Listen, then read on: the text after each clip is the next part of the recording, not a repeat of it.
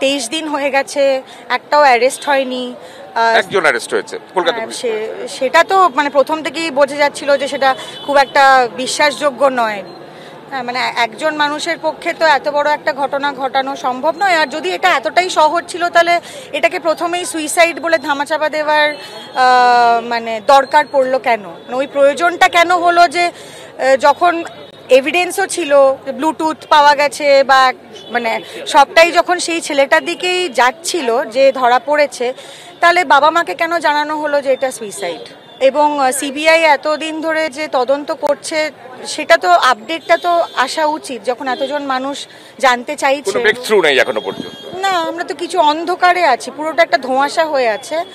আর আমার মনে হয় যে সবাই হয়তো ভেবেছিল যে ওই 2-4 দিন সবাই চিৎকার চেঁচামেচি করবে, সোশ্যাল মিডিয়ায় সোচ্চার হবে, তারপরে ব্যাপারটা খুব ডাইলিউটেড হয়ে যাবে।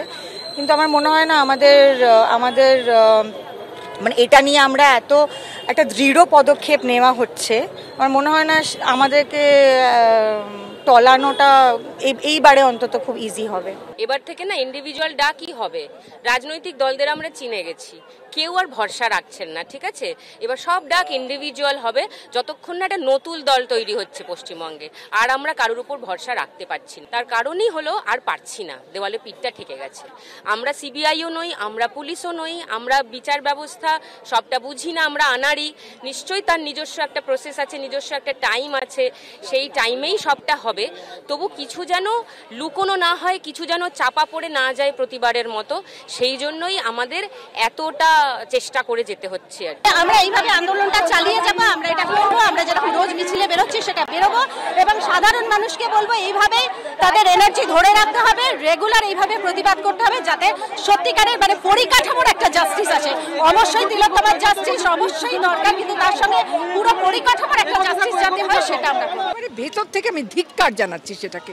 কিন্তু আমাদের প্রতিকার তো সাধারণ মানুষ চাইবে, সাধারণ মানুষ, সাধারণ নাগরিক, আমাদের তো একটা অধিকার আছে, আমরা তো করদাতা, আমরা কেন আমাদের দাবি ছাড়বো? আমরা জানি না, আশা করছি মিলবে, আশা ছাড়া আমরা কি করতে পারি?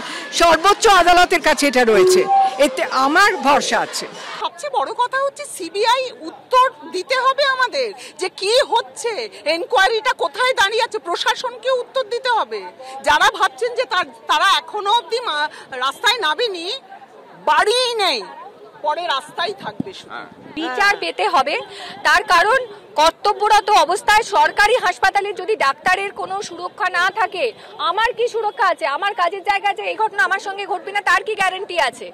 একটা বার্তা পশ্চিমবঙ্গের মানুষের কাছে যাচ্ছে যে এ রাজ্যে মহিলাদের হ্যারাস করে, মহিলাদের উপর অত্যাচার করে পার পেয়ে যাওয়া যায়, কেউ তাদের টিকি ধরতে পারবে না।